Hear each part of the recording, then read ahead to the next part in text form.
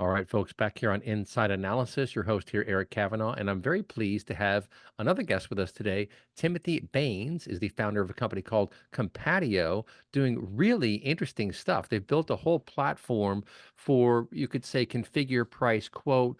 Really, it's a platform for managing compatibility, hence the name, of different products. So think electrical engineering or building materials or anytime you need to bring a bunch of big pieces and parts together to create some whole, like think a car, for example, or any kind of complex machinery, you need to know, are these parts compatible? Do they work together? And then understand pricing and be able to figure out what to charge for these things. And they have a whole platform that does that. And they're focused on a couple markets, but they can do all kind of different stuff. But Timothy, what really struck my interest here is you mentioned this taxonomy. And if you would, can you tell us what you mean by a taxonomy and how does that fit into what Compatio does? Yeah, sure, Eric.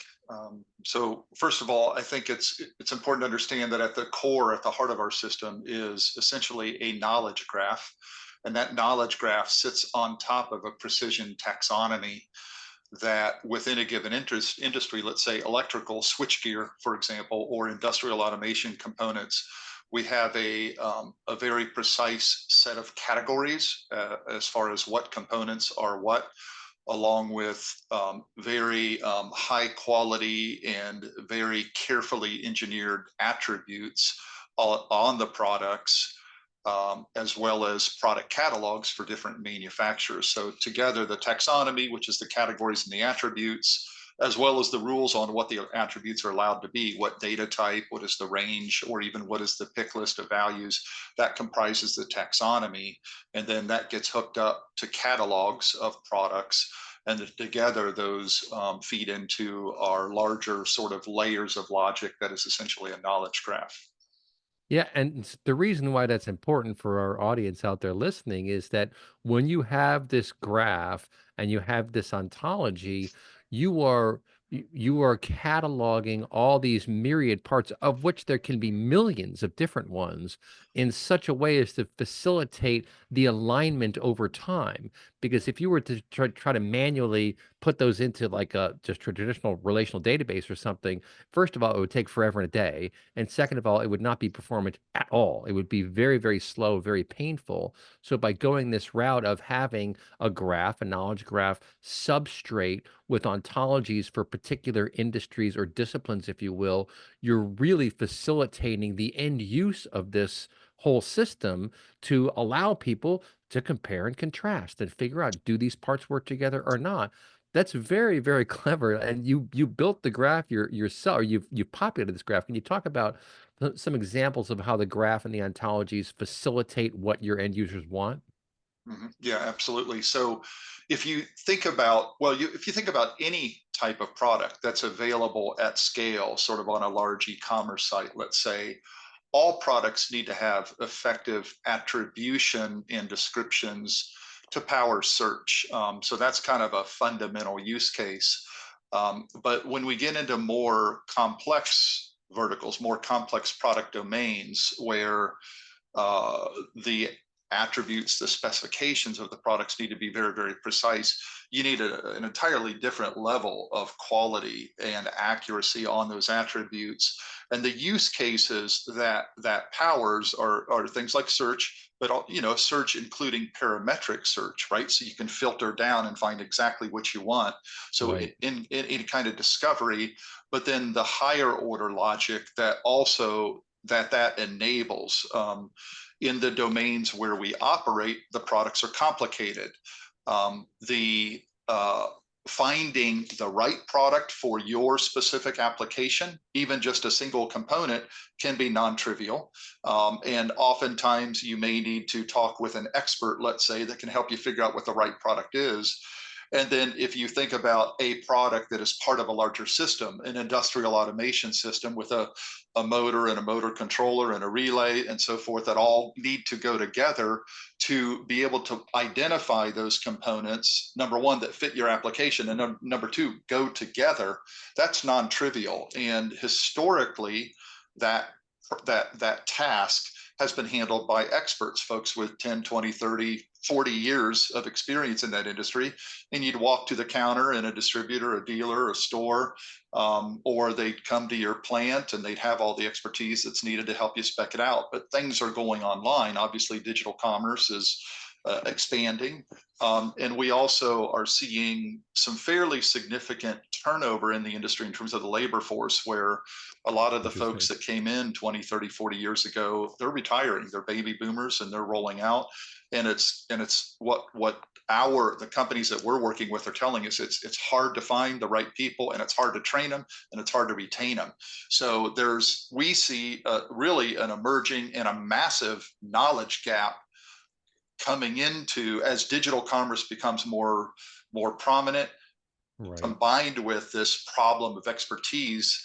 It makes it very difficult to do these kinds of things, to find the right product, fit your application, make sure they go together, and then price them and quote them and get them out the door. So we're addressing all of those use cases. Yeah, it's really impressive. And when you talk about industrial engineering, the machines that make machines, basically, you have years on these things, different models, and things change year over year. I mean, I'll use the metaphor of an automobile just because most people have an automobile, or at least know someone who has an automobile. And depending upon the year of that make, you'll get different parts for different functions, like whether it's to run something in the engine or in the electrical system or whatever.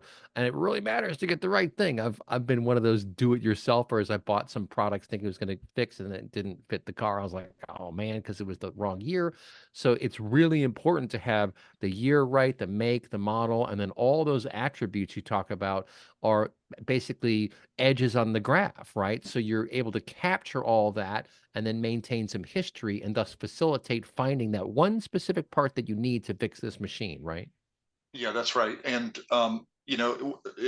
taking a car or an automobile as an example, I mean, that data is generally very carefully maintained and curated by the manufacturer of that car. I mean, even some of it is legally required that they maintain that data for many types of things, for example, liability reasons and so forth. But where it gets really interesting is where you, let's say, again, keeping our focus on a car, you get out to what goes on the car or around the car or attaches to the car or accessorizes the car.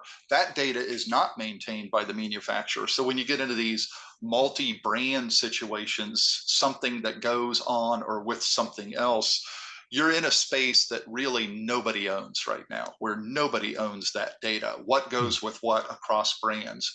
And in the industries where we operate, electrical, automation, building materials, and so forth, those problems are everywhere. Everywhere, folks are trying to figure out what goes with what, especially when it's cross brand. But even within a brand, it's still challenging.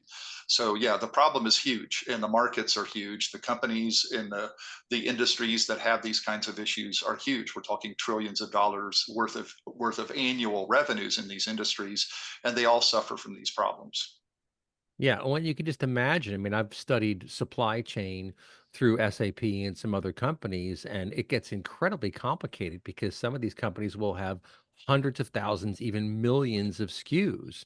And so, just from a data management and storage perspective, that's difficult. Then enabling search is difficult. Then enabling search for your partners and for your clients, which is also very important because you want them to be able to find the bits and pieces, the products, the component parts they need. And all of that is facilitated by this Compatio platform, right? That's right. Yeah. Search discovery, compatibility, and configuration.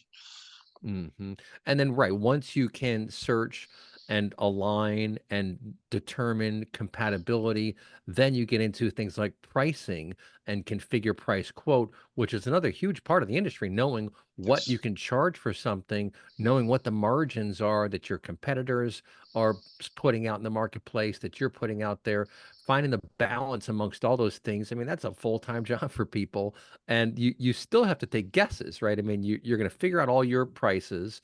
You're going to configure and figure, okay, I think I can get this price, and you send it out there, and hopefully they bite, and then you go ahead and go through this, and you have to be able to go back and audit that and report on it and figure out where's the margin, because you got to make money, right? Everyone has to make money at the end of the day.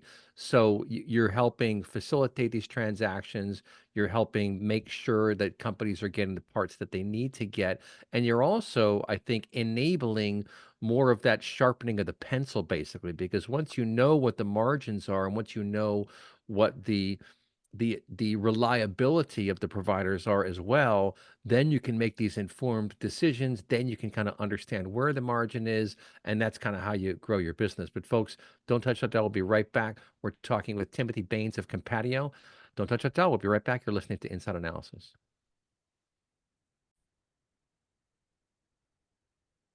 All right, folks, back here on Inside Analysis, your host here, Eric Kavanaugh, with Timothy Baynes of Compatio. He's the founder. And Timothy, we were just talking on the break there about guided selling. And I love this concept. And I think you're going to see more and more of this as time goes by. Can you describe to our audience what you mean when you use that term guided selling? Sure. Again, traditionally, if you needed to buy something that was more complicated than, say, a T-shirt, you would go to a specialist, somebody in a store, or for a B2B product, a sales agent, a sales executive, application engineer that would help you figure out what you need, just even if it's an individual product.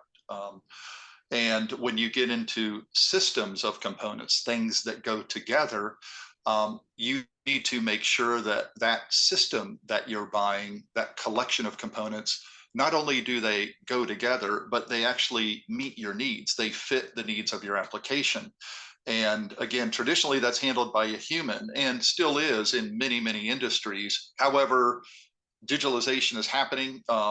E-commerce, online, even B2B companies are selling online now, and there's an expertise gap. There's a huge gap in terms of being able to help guide a customer in a self-service fashion through to the right component, and even more difficulty is in guiding them to the right system. So guided selling is actually a combination. So recommendation has been around for a long time. Everybody has probably seen a recommender. You're on Amazon and they say, you're buying this computer mouse. Do you want a mouse pad to go with it? Or other people bought this stuff. Those are recommenders running.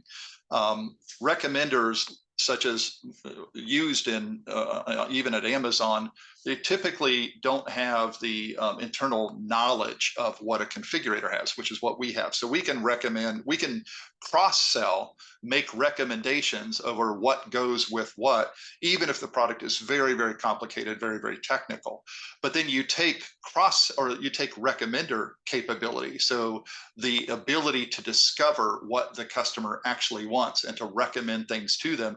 And then you put that in front of a configurator, and you have a new process called discover to configure, or shorthanded guided selling. We ask a bunch of questions. We function like an expert. I mean, the platform asks questions, functioning like an expert. What are you trying to do? Where do you want to go today? Where do you want to fish? What do you want to fish for? Where do you want to ride your bike?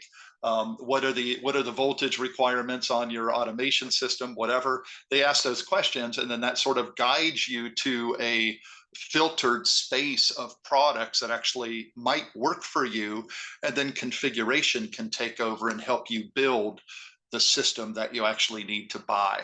So it's a discover to configure flow that culminates in essentially a quote for a complex system. And now when you talk about CPQ, or configure price quote, you're in the realm of traditional CPQ systems, but we hook all this guided selling, advanced recommendation capability up to the front end of it, and then we deploy it at scale on very large e-commerce sites, which is what the CPQ systems don't do. Yeah, that's really, really cool, because especially again in industrial manufacturing, in building materials, even in any number of industries, it's really important that you get all the appropriate parts. And so the recommendation can say, I want to build X widget, and I'm going to use 5 different components, and it'll tell you, hey, you need the 6th component, because without the 6th component, Yeah. the whole thing isn't going to work. And to your point, if you don't know from experience that you needed that 6th part component part, you're going to go ahead and buy the 5 and be very frustrated. And think about the Exactly. lost time, the lost morale, lost margin, like all this stuff falls apart. That's why I know how serious it is, because in manufacturing, you have this whole supply chain of stuff that has to come in here at a certain time. You have to be able to put it somewhere, get it into the assembly line, make sure it all comes out the other end. And it's just amazing how that stuff works. So the more time you can save, the more assurance you can get that you have what you need to get the job done. That's a huge selling point for Compatio, right? Yeah, absolutely. And to that, I'll add the cost of returns and rework. If it's a build to Right. order, a configuration, a build to order component or a product, you have to get it right, or you're going to have rework in a very unhappy Right. customer and maybe a very expensive situation. And even That's in right. digital commerce, I mean, the cost of returns can be 12 to 20% of your revenue, right? So if you can get it right at the point of sale the first time, and make sure that the customer buys stuff that actually goes together. I mean, how many times have you brought a product home and realized it didn't work because Right. it didn't fit with something you already had? Right. Could be a PC component, could be anything. So that cost of returns is a big problem as well, not to mention customer satisfaction. So we address all that. Our largest customers, for the products that we recommend, the return rates are almost zero. Wow. That's a big deal. I mean, just cutting down that return rate is Yeah. gonna save you money. It's gonna save you all kind of stuff. I learned this lesson the hard way years ago. A friend of mine built me a server, like he just built this box that was a super powerful box, and I wanted to get some card for it, and I got the wrong card. It's like it doesn't fit. You're like, oh, geez. And Exactly. that's just on an individual level. You multiply that out on a corporation with tens of thousands of products they need to assemble, and that's a huge, huge nightmare. So Compatio, Compatio, is it compatio.com? Is that right? It's compatio.ai. Compatio.ai. Well, Timothy, congratulations on building this platform. This is a pretty seriously big deal, and you're really greasing the tracks. And I love that you got a taxonomy or taxonomies, ontologies, basically, and a knowledge graph. That's the way to do it. That's what our audience loves to hear about. So thanks for your time today. Look these folks up online. Ladies and gentlemen, Compatio.ai and Timothy Baynes. We'll talk to you next time. You've been listening to Inside Analysis. Thanks, sir.